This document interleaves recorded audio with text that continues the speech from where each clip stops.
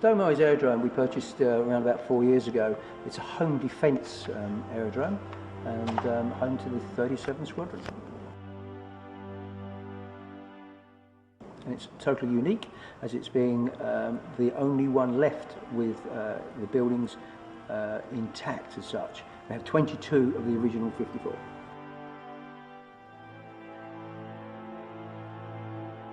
It's just a pure chance. I was looking for property and looking at farming property to move my business to, and it just sort of popped up because I was having problems with barn conversions on farms.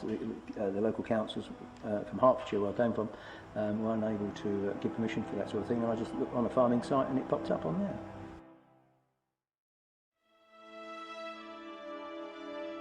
Absolutely fantastic. It has an atmosphere. Many people that visit here actually go away with a little piece of that as well. And so it has an atmosphere all of it its own. And really, I fell in love with it within 5 minutes of arriving on site. Really.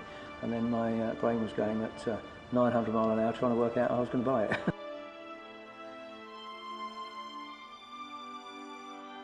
Yes, it was very much sort of like walking on to the set of the Red Baron. And then obviously it just gathered momentum from there really, and obviously investigating the buildings, the officers' mess and the barrack buildings and all the things. It just got busier and busier and busier.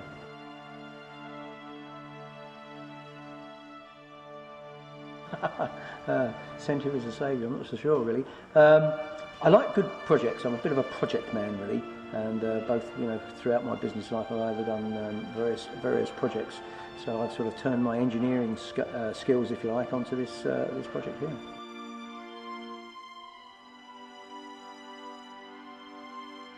We had was one of the relatives of the family that were here, and they gave us a brief sort of tour, and then we were allowed to then make our own way around really. But at that time, many of the buildings were completely and utterly covered in brambles, and you were unable to get into those.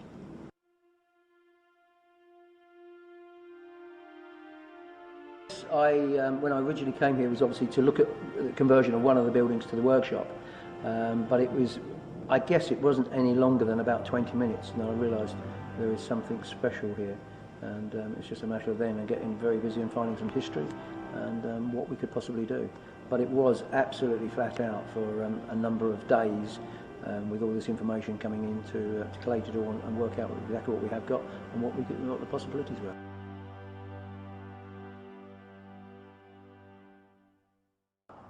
Right, so obviously arriving here and having a look at a couple of the buildings, and then obviously investigating around the site.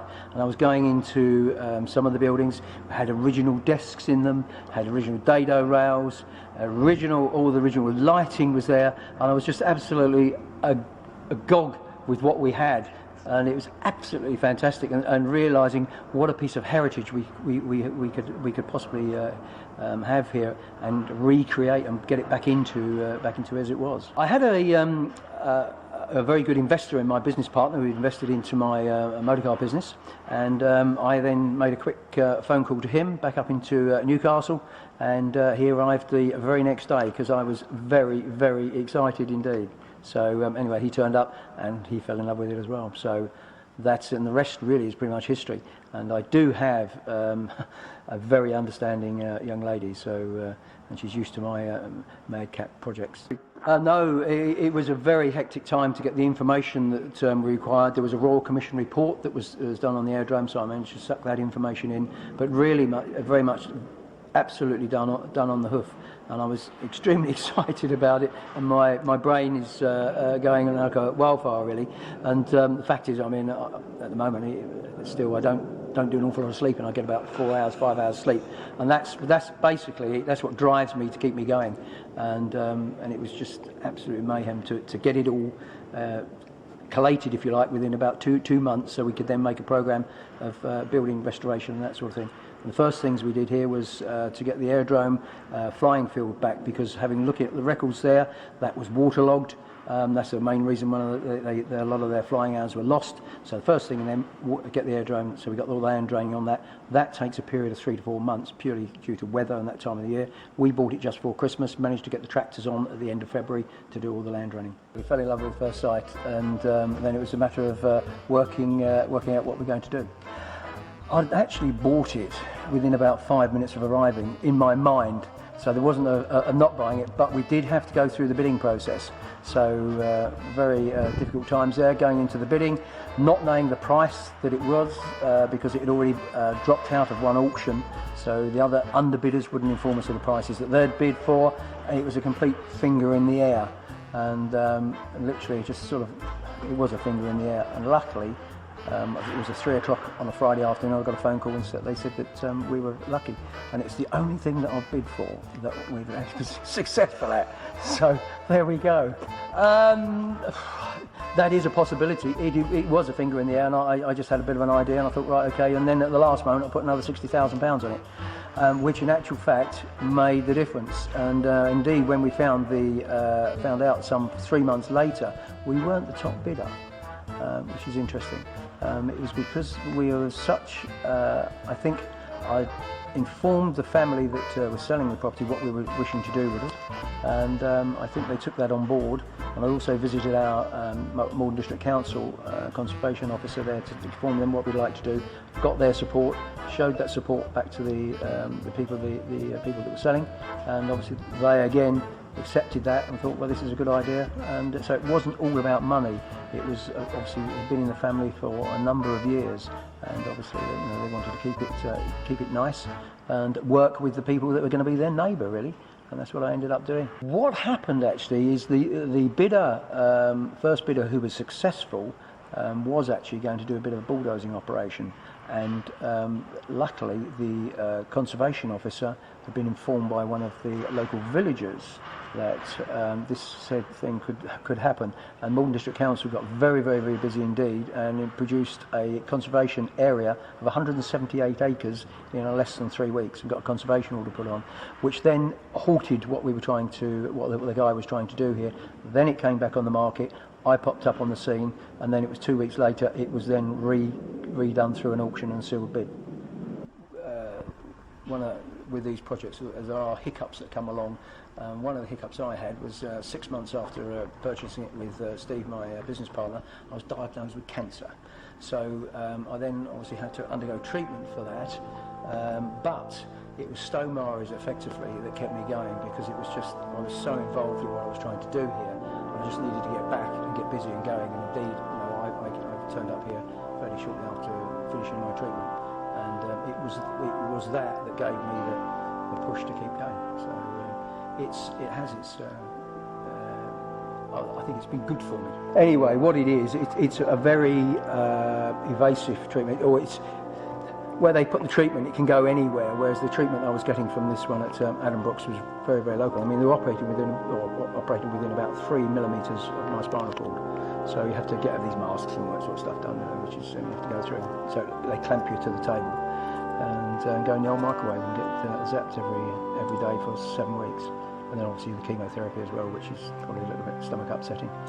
So just work through that. It's a difficult one, really. What do you do about that? I suppose you've always got it in the back of your mind. You never know if in the morning, that's the morning you wake up with a funny little lump on your tongue, which is the reoccurrence of it all. But I look to the future and just keep going, really, and that's what drives me. I'm a fairly sort of driven person. I don't dwell on it too much. Yes, it was something that happened. Just got to get on with it, really. Everybody's different. Everybody deals with it differently. I just had my own approach with how I felt that I could get on and get through it.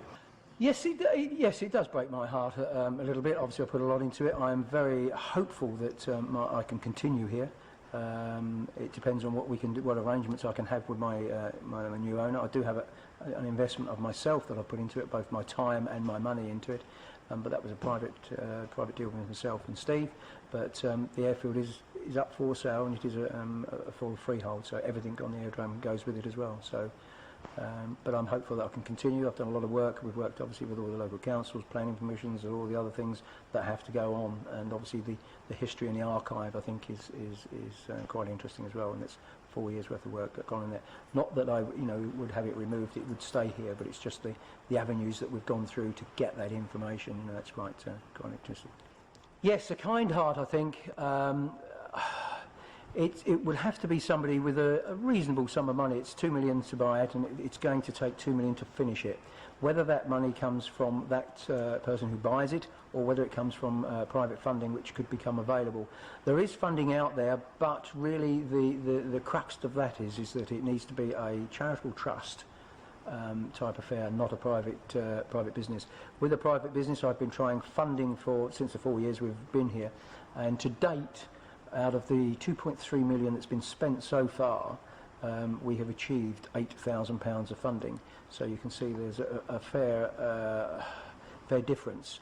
But funding is available from various parties if you are a charitable trust, and I think that is something that needs to be looked at. No, we're not a charity. Steve requires his input back.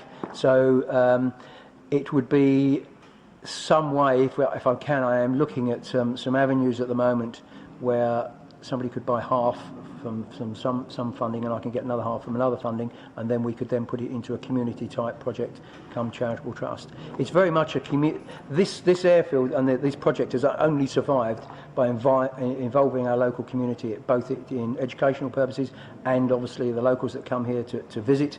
Indeed, our memorial that I set a memorial fund up very early on getting the site, because one, there wasn't a flagpole, which that was the first thing I put up, and the second thing really was that we didn't have a memorial for the men that lost their lives in serving here. So I got this memorial fund set up, and it was in just short of a year we managed to achieve £11,800 to get this memorial done, which then obviously we got fitted, and the RAF come down and did the ceremony on that.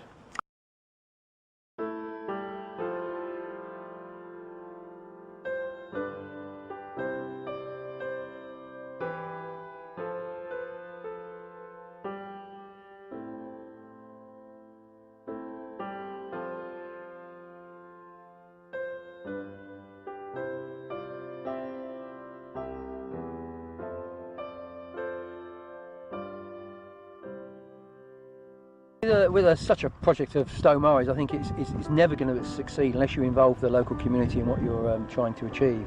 And so the one thing that was missing from this aerodrome was a memorial. So I managed to set up a local memorial fund, and then we got the local community involved in coffee mornings and visits and all the other bits and pieces. And something less than a year, we managed to achieve £11,800 in our fund, which was the required amount for purchasing this lovely memorial. Oh right, okay. What I wanted to do actually is have the shape of it of a hanger. So we've got a nice shape of a hanger and a substantial piece of granite.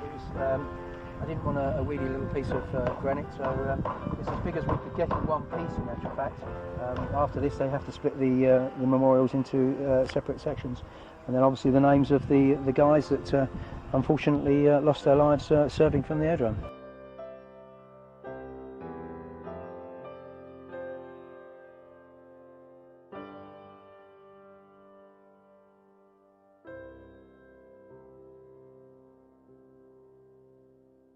We now have the Airman's Mess, or the other ranks mess as it were, that's under restoration, which will then be our facilities for tea room, and we're just putting a new roof on at the moment actually, so just pressing ahead with that, and it's going to have a seating for around about 120 people. We'd think in about 6 weeks we should have that open. And what I'd like to add to that, I mean, it's what we have is volunteer staff are doing this, and I mean this aerodrome would not survive and would have not got to the position that it is. I think we're on our 9th building out of 22. We wouldn't have got there without our volunteers. We've got a total I think of around about 50 and about 25 are what I call our core volunteers that turn up 3 times a week, and other guys obviously they have commitments and family commitments, but you know they'll put the day, one a day a week or one day a month or whatever it is, and it's every day is whatever they do is very much appreciated.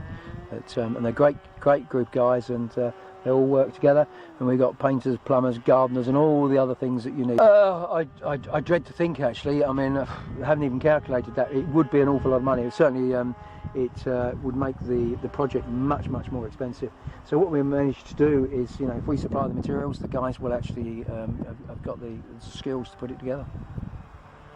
I'd like it very much to continue with the new owners, and I think it's an integral part of this aerodrome, and anybody looking at purchasing this, really I think there's a couple of things. One, I think it's essential that our volunteer force remains, because otherwise it will cost an awful lot of money to complete. And secondly, I think what comes with this aerodrome is a duty, and that duty really is to carry on and carry on with the vision, really, as it's such a unique site, and you know, the only one like this that's left. I think there is a duty to finish it and open it as a fully working aerodrome and a visitor centre stroke museum. We are operating now, we have aircraft in our hangar, and we do have an active flying field.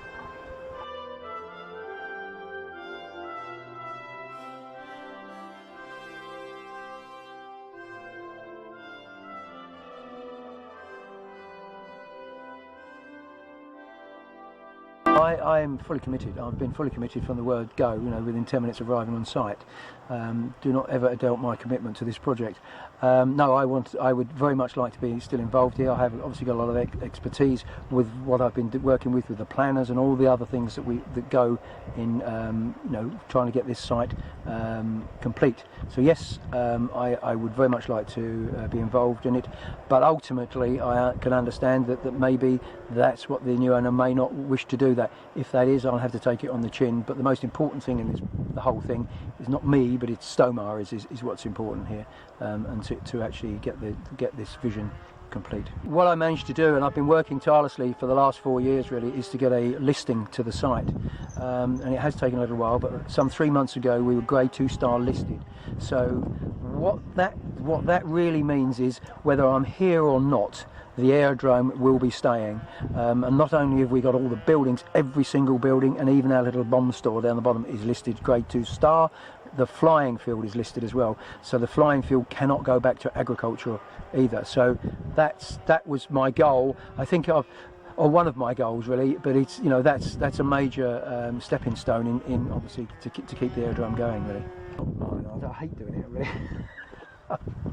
No, I've just been, as I say, I have fell in love with this within 5 minutes of arriving on site, and I just felt, and it was a whole mix of emotions and it seems a little bit, I don't know, a bit geeky or whatever it is saying that, but there was a whole mix of emotions, and having a look at the history and the social history here, and what we had, which was all the buildings and the artifacts within those buildings.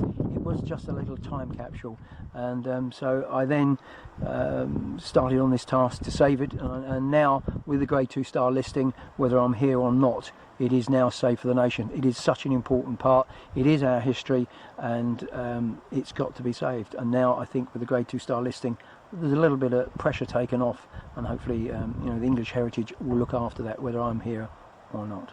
Please vote for us. We were recently, some 2 weeks ago, nominated for an Angel Heritage Award, which effectively is somebody saving something, a building or whatever it be an industrial building, a house or something, for the nation. So we've been nominated under that. It's nominated under my name, but it's not really about me. It's about the aerodrome and our volunteers. So it's really a nomination on behalf of myself and our volunteers. So please vote for us on the English Heritage site. If you go onto English Heritage, go onto the section that says Angels, go onto the Angels section, and then you can then vote for us. It's very important, and we'd very, very much love to win that. If we can win that, it would then give us the access to funding, which is so crucial to what we're trying to do, and just give us that little bit of a spur.